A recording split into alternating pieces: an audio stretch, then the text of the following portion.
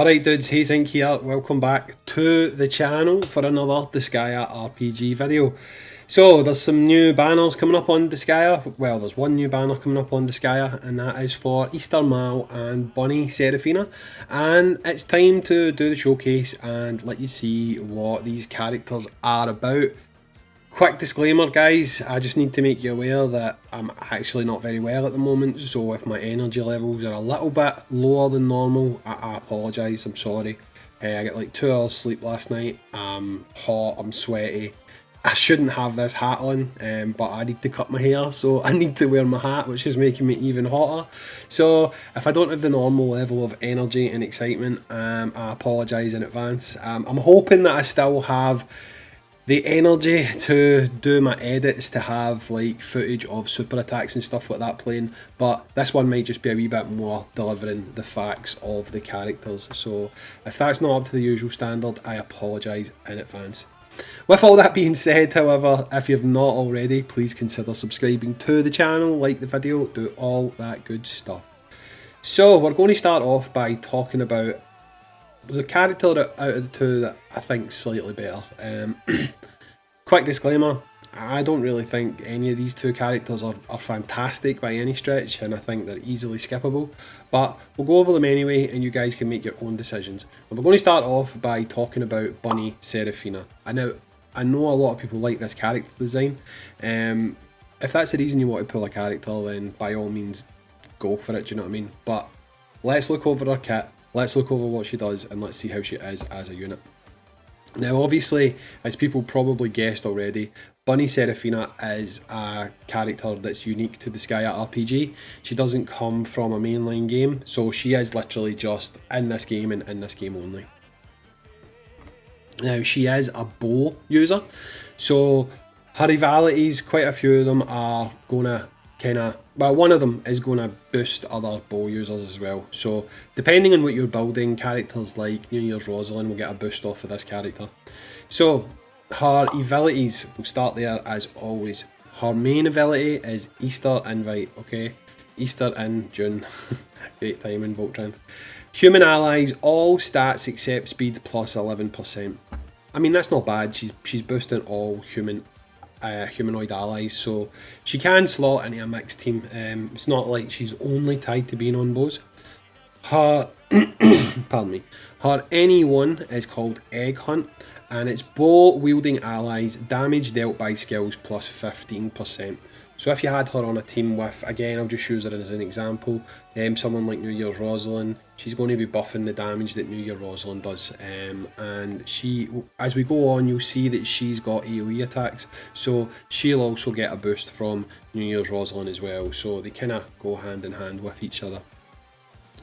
At NE5, Easter Egg Guard is only herself, damage taken from fist equipping enemies down by 50%. Not a massive fan of that one.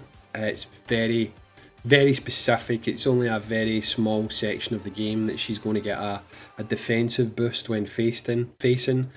I don't think skills like that are make or break. Ones that are maybe like reduced damage from monster units, reduced damage from females, males, humanoids, they're all better because you're going to have a larger percentage of those characters in the game, so she will get the use of that a lot more often.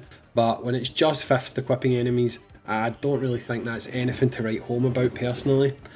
Her NE7 is called Rabbit's Foot, and that is boots equipping members attack and int plus 13%. Now that one's not so bad because most people, not everyone, most people have probably got a pair of boots on all of the characters that they use by now. So if she's in a team, she's going to boost their skills. If they're humans, she's going to boost any bow users you've got on the team, and with all the characters that are currently wearing boots, she's going to give an attack and an int boost of plus 13%. So obviously that is pretty good as well. So with her abilities, they're okay. They're okay. I wouldn't say that they're fantastic by any means, but they're also not horrible. So depending on what you're looking to build, She could work, she could definitely work. And obviously being a bow user, she does get access to things like Doppelganger, which will make her quite a low cost AoE character as well. So you have to bear that in mind.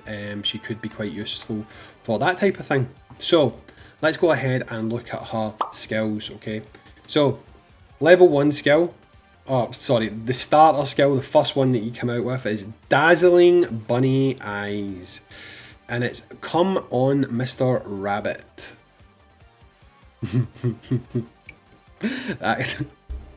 That's actually got some connotations attached to it if you know about female products and the names of female products. I probably took that in the wrong direction, but some of you out there will know exactly where I was going with that one. So yes, Come On Mr. Rabbit.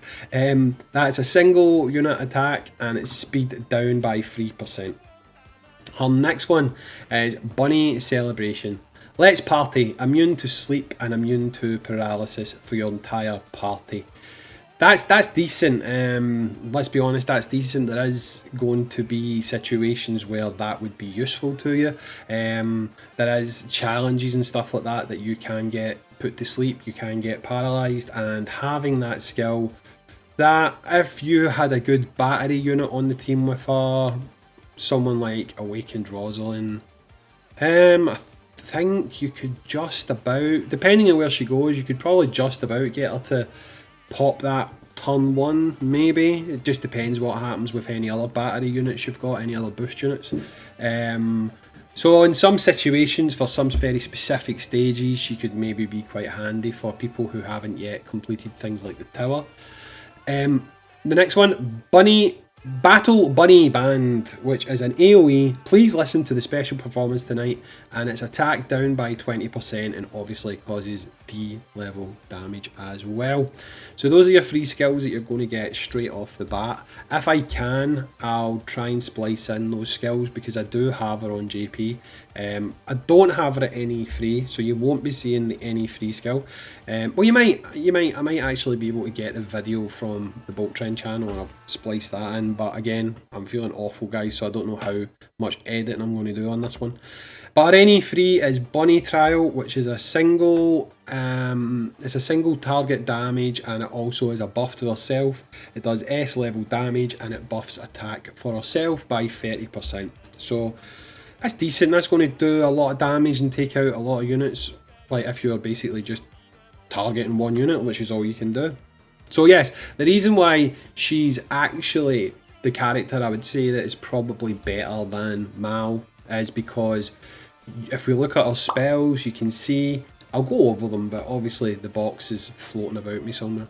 She does Braveheart and Mega Braveheart, so she can be a character that's got a good utility on your team for buffing attacks. You don't really need to even worry about using her as an attacker if you don't want to. You could have her on that team simply to cast the immunities and to cast Braveheart and Mega Braveheart. So she does have a spot on a team should you wish to summon for her. But she's got Wind, which is a single unit. She's got Braveheart, which is obviously specific ally. I think we're all aware of what Braveheart does by now.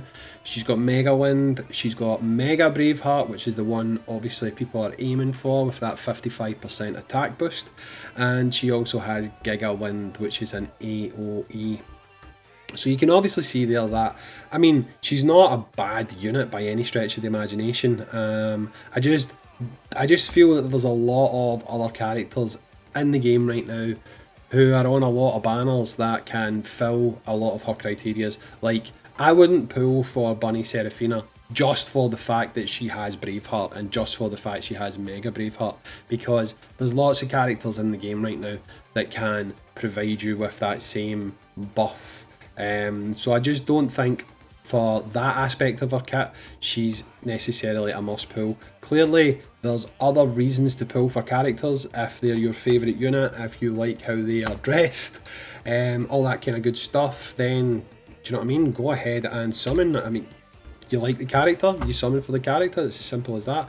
I just don't think this one necessarily is make or break. The only good thing I would say is her banner, along with Easter Mal, does have guaranteed pity, and what's meant by guaranteed pity is you will be guaranteed to get one of the 2 featured units every 5 rolls. I don't know if there's a paid version of the banner, and if there is a paid version of the banner, it's probably the same thing but every 3 rolls. I don't know yet, we'll have to wait and see.